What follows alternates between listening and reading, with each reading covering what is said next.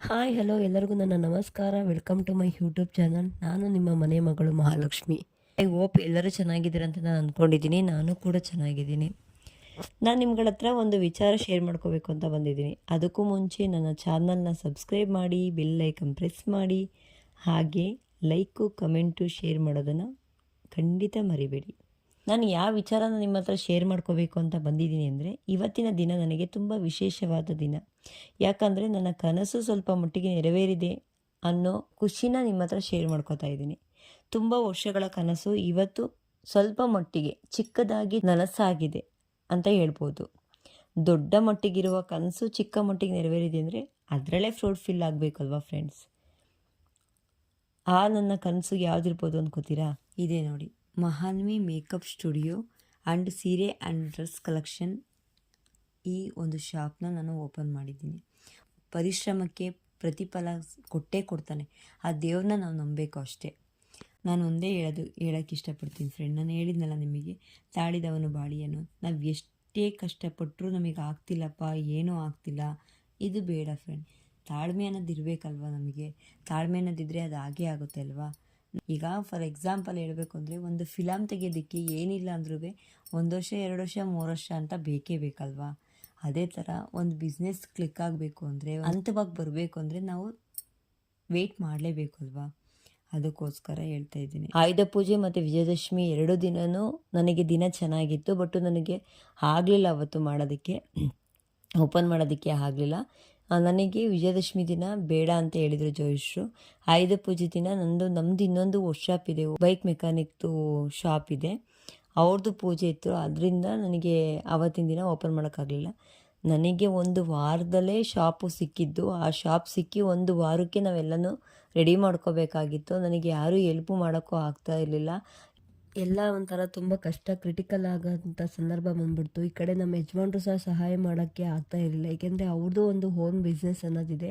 ಅವರು ಪೇಂಟ್ ಮಾಡಿಸ್ಬೇಕಾಯಿತು, ಎಲ್ಲ ಥರದ್ದು ಅವ್ರದ್ದು ಕೆಲಸಗಳಿತ್ತು. ನನಗೂ ಕಷ್ಟ ಬೇರೆ ಆಗ್ತಿತ್ತು. 2 ಡೇಸಲ್ಲಿ ಏನಪ್ಪ ಮಾಡೋದು ಅಂತ ಯೋಚನೆ ಮಾಡಬೇಕಾದ್ರೆ ನನ್ನ ಫ್ರೆಂಡು ಸ್ವಲ್ಪ ಹೆಲ್ಪ್ ಮಾಡಿದ್ಲು. ಅವ್ರು ಶೋರೂಮಲ್ಲಿ ವರ್ಕರ್ಸನ್ನು ಕಳಿಸಿ ನನಗೆ ಹೆಲ್ಪ್ ಮಾಡಿಸಿದ್ಲು. ಮತ್ತು ಇನ್ನು ಪೇಂಟಿಂಗರಷ್ಟೇ ಅವ್ರು ಶೋರೂಮಲ್ಲಿ ವರ್ಕ್ ಮಾಡೋಂಥದ್ರಲ್ಲಿ ಅವರೇ ಯಾರೋ ಒಬ್ರು ಗೊತ್ತಿರೋರನ್ನ ಪೇಂಟಿಂಗ್ ಕಳಿಸಿದ್ರು. ಹೆಂಗೋ ಅಂತಿಂತು ಮಾಡಿ ಅಂತಂದು ಕೊನೆಗೂ ಅಷ್ಟಲಾಗೆ ಒಂದು 11 ಗಂಟೆ ಅಷ್ಟಲಿಗೆ ಎಲ್ಲ ಕ್ಲಿಯರ್ ಆಯಿತು.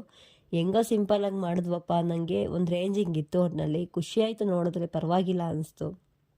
ಎಲ್ಲ ಮುಗಿಸ್ಕೊಂಡು 11ವರೆಗೆ ಹೊರಟು ಹೋದ್ಮೇಲೆ ಮುಗಿಸ್ಕೊಂಡು ಅಲ್ಲಿ ಒಂದು 12 ಗಂಟೆ 1 ಗಂಟೆನೇ ಆಗೋಯ್ತು ನಾವು ಮಲ್ಕೊಂಡಾಗಲೇ. ಇನ್ನು 3 ಗಂಟೆಗೆ ಎದ್ದೇಳಬೇಕಾಗಿತ್ತು. 6 ಗಂಟೆಗೆ ಪೂಜೆ ಮಾಡ್ಕೊಡ್ತೀನಿ ಅಂತ ಹೇಳಿದರು ಜೋಯಿಶ್ರು. ಅದಕ್ಕೋಸ್ಕರ 3 ಗಂಟೆಗೆ ಎದ್ದೆ. ನಾನು ಹಿಂದಿನ ದಿನವೇ ನನ್ನ ಫ್ರೆಂಡಿಗೆ ಒಬ್ಬಳು, ನಾವೀಗ ಮೇಕಪ್ ಆರ್ಟಿಸ್ಟ್ ಆಗಿರೋದ್ರಿಂದ ನಾವು ಸ್ವಲ್ಪ ಮೇಕಪ್ ಮಾಡ್ಕೊಂಡು ರೆಡಿ ಆಗಬೇಕಲ್ವಾ ಅಂತ ಹೇಳ್ಬಿಟ್ಟು ನನ್ನ ಫ್ರೆಂಡಿಗೆ ನಾನು ಇನ್ಫಾರ್ಮ್ ಮಾಡಿದ್ದೆ, ನನಗೂ ಬಂದು ಮೇಕಪ್ ಮಾಡಿಕೊಡು ಮನೆಗೆ ಬಂದು ಅಂತ ಹೇಳ್ಬಿಟ್ಟು. ಅವಳು ಮೇಕಪ್ ಆರ್ಟಿಸ್ಟೇ, ಅವಳು ನನಗೆ ಕ್ಲಾಸ್ಮೇಟ್ಸು, ಅವಳು ಮೇಕಪ್ ಕಲ್ತಿದ್ದಾಳೆ. ಅದಕ್ಕೋಸ್ಕರ ಅವಳನ್ನೇ ಬರೋಕ್ಕೆ ಕೇಳಿದೆ. ಅವಳು ಒಂದು 5:30 6 ಗಂಟೆ ಅಷ್ಟೊಳಗೆ ಬಂದಳು. ನಾನು ಅಷ್ಟೊಳಗೆಲ್ಲ ಮನೆ ಕೆಲಸ ಎಲ್ಲ ಮುಗಿಸಿ, ಸ್ನಾನ ಎಲ್ಲ ಮುಗಿಸಿ, ಬಾಗಿಲೆಲ್ಲ ತೊಳೆದು, ರಂಗೋಲಿ ಬಿಡಿಸಿ, ಇನ್ನು ಪೂಜೆ ಎಲ್ಲ ರೆಡಿ ಮಾಡಿ ಆಮೇಲೆ ಅವಳು ಬಂದಳು. ಅವಳ ಹತ್ರ ನಾನು ರೆಡಿ ಮಾಡಿಸ್ಕೊಂಡು ರೆಡಿಯಾಗಿ ಒಂದು ವೀಡಿಯೋ ಮಾಡ್ಕೋತೀನಿ ಅಂದ್ಲು. ಒಂದು ವೀಡಿಯೋ ಮಾಡ್ಕೊಂಡಾದ್ಮೇಲೆ ನಾನು ಹೊರಟೆ. ನನ್ನ ಮಕ್ಕಳಿಗೆ ಇಬ್ರಿಗೂ ಮಾಡಿ ಕಳಿಸು ಅಂತ ಹೇಳ್ಬಿಟ್ಟು ನಾನು ಹೊರಟ್ಬಿಟ್ಟೆ. ಏಕೆಂದರೆ ಜೋಯಿಶ್ರು ಆಲ್ರೆಡಿ ಬಂದಿದ್ದರು, ವೆಯ್ಟ್ ಮಾಡ್ತಾಯಿದ್ರು. ನಾನು ಹೊರಟು ಹೋದ್ಮೇಲೆ ಇನ್ನು ಪೂಜೆ ಸ್ಟಾರ್ಟ್ ಮಾಡ್ಕೊಳ್ಳೋಣ, ಟೈಮ್ ಬೇರೆ ಆಗಿದೆ ಅಂತ ಹೇಳ್ಬಿಟ್ಟು, ನಾವು 6 ಗಂಟೆ ಅಂತ ಹೇಳಿದವರು. ನಾನು ಒಂದ್ಸಲ ಅವರಿಗೆ ಕಾಲ್ ಮಾಡಿದ್ದೆ ಮುಂಚಿತವಾಗಿಯೇ. ಅವರಿಲ್ಲ, ಒಂದು 7:15 ಬರ್ತೀನಿ ಅಂತ ಹೇಳಿದರು. 7:15 ಆಯಿತು ಅವ್ರು ಬಂದಾಗ. ಇನ್ನು 7:15 8 ಗಂಟೆ ಅಷ್ಟೊಳಗೆ ತನಕ ಒಂದು ಸ್ವಲ್ಪ ಅರೇಂಜ್ ಮಾಡ್ಕೋಬೇಕಾಗಿತ್ತು. ಇನ್ನು 8 ಗಂಟೆಗೆ ಪೂಜೆ ಸ್ಟಾರ್ಟ್ ಆಯಿತು. ಹಾಗೆ ನಾನು ಹಸ್ಬೆಂಡ್ ಇಬ್ಬರು ಸಹ ಪೂಜೆ ಕೂತ್ಕೊಂಡಿದ್ವಿ. ಚೆನ್ನಾಗಿ ಪೂಜೆ ಎಲ್ಲ ಆಯಿತು. ಸ್ತೋತ್ರಗಳೆಲ್ಲ ಹೇಳ್ಕೊಟ್ರು, ಚೆನ್ನಾಗಿ ಎಲ್ಲ ಥರದ್ದು ಪೂಜೆ ಮಾಡಿಕೊಟ್ರು ನಮಗೆ. ಆ ಟೈಮಲ್ಲೇ ಎಲ್ಲರೂ ಬಂದರು, ಇನ್ನು ಫ್ಯಾಮಿಲಿ ಬಂದರು, ಇನ್ನು ಅತ್ತೆ ಮಾವ ಬಂದರು, ಅಪ್ಪ ಅಮ್ಮ ಬಂದಿದ್ರು, ಎಲ್ಲ ಆಲ್ರೆಡಿ ಬಂದುಬಿಟ್ಟಿದ್ರು. ಇನ್ನು 8 ಗಂಟೆಗೆ ಬಂದಿದ್ದಾರಲ್ಲ, ಊಟದ ವ್ಯವಸ್ಥೆ ಏನಾರು ಮಾಡಬೇಕಲ್ವ, ತಿಂಡಿ ವ್ಯವಸ್ಥೆ ಅಂತ ಹೇಳ್ಬಿಟ್ಟು ನಾನೇ ಮಾಡಿದೆ. ನನ್ನ ಫ್ರೆಂಡಿಗೆ ಇನ್ಫಾರ್ಮ್ ಮಾಡಿದೆ, ತಿಂಡಿಗೆ ಏನಾರು ಮಾಡೋ ವ್ಯವಸ್ಥೆ ಅಂತ ಹೇಳ್ಬಿಟ್ಟು. ಅವಳು ತಿಂಡಿ ತರಿಸಿದ್ಲು, ಒಂದು 20-25 ಜನಕ್ಕೆ ತಿಂಡಿ ತರಿಸಿದ್ಲು. ತಿಂಡಿ ಎಲ್ಲ ತಿಂದು ಒಂದು 12-12:30ವರೆಗೆ ಪೂಜೆ ಮುಗೀತು. ಮುಗಿದ್ಮೇಲೆ ಜೋಯಿಶ್ರನ್ನ ಕಳಿಸ್ಕೊಡ್ಬೇಕಾಗಿತ್ತು. ಅವ್ರಿಗೆ ಅವ್ರಿಗೆ ನಮಸ್ಕಾರ ಮಾಡ್ಕೊಂಡು ದಕ್ಷಿಣೆ ಕೊಟ್ಟು ಕಳಿಸ್ಕೊಡ್ತೀನಿ. ಆಮೇಲೆ ತಿಂಡಿಗೆ ಹೋಗೋರೆಲ್ಲ ತಿಂಡಿಗೆ ಹೋಗಿ ತಿಂಡಿ ಮುಗಿಸ್ಕೊಂಡು ಇನ್ನು ಪರ್ಚೇಸ್ ಮಾಡೋರೆಲ್ಲ ಪರ್ಚೇಸ್ ಮಾಡಿದ್ರು. ಅವತ್ತು ಸ್ವಲ್ಪ ಬಿಸ್ನೆಸ್ ಆಯಿತು. ಮುಗಿಸ್ಕೊಂಡು ಎಲ್ಲ ಹೊರಟ್ರು. ಎಲ್ಲ ಒಳ್ಳೇದಾಗಲಿ ಅಂತ ಹೇಳ್ಬಿಟ್ಟು ಫ್ಯಾಮಿಲಿ ಎಲ್ಲ ಬಂದು ಹೊರಟರು. ತುಂಬ ಖುಷಿ ಆಯಿತು. ನಾನು ಹೇಳ್ದಾರೆಲ್ಲ ಬಂದಿದ್ರಲ್ಲ ಅಂತ ಖುಷಿ ಆಯಿತು. ಇನ್ನೊಂದು ಸ್ವಲ್ಪ ಜನ ಬರಬೇಕಿತ್ತು ಫ್ರೆಂಡ್ಸ್ಗಳೆಲ್ಲವ, ಅವ್ರಿಗೆಲ್ಲ ಕಾರಣಾಂತರದಿಂದ ಬರೋಕ್ಕಾಗಲಿಲ್ಲ ಅಂತ ಮೆಸೇಜ್ ಕೂಡ ಹಾಕಿದ್ರು. ಈವ್ನಿಂಗ್ ಬರ್ತೀನಿ ಅಂತ ಹೇಳಿದವರೆಲ್ಲ ಈವ್ನಿಂಗ್ ಬಂದರು.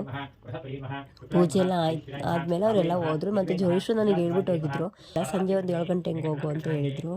ಆಮೇಲೆ ನಾನೆಲ್ಲ ಮುಗಿಸ್ಕೊಂಡು ಅಲ್ಲೇ ಕೂತ್ಕೊಂಡೆ. ನಾನು ಟಿಫನ್ ಮಾಡಿರಲಿಲ್ಲ, ನನ್ನ ಫ್ರೆಂಡು ಸಹ ಟಿಫನ್ ಮಾಡಿರಲಿಲ್ಲ. ಅವಳಿಗೆ ಹಂಗೆ ಕೊಟ್ಟು ಕಳಿಸ್ದೆ, ಅವಳು ಡ್ಯೂಟಿಗೆ ಹೋಗ್ಬೇಕಲ್ಲ ಅಂತ ಹೇಳ್ಬಿಟ್ಟು ಅವಳಿಗೆ ಹಂಗೆ ತಿಂಡಿ ಕೊಟ್ಟು ಕಳಿಸ್ದೆ.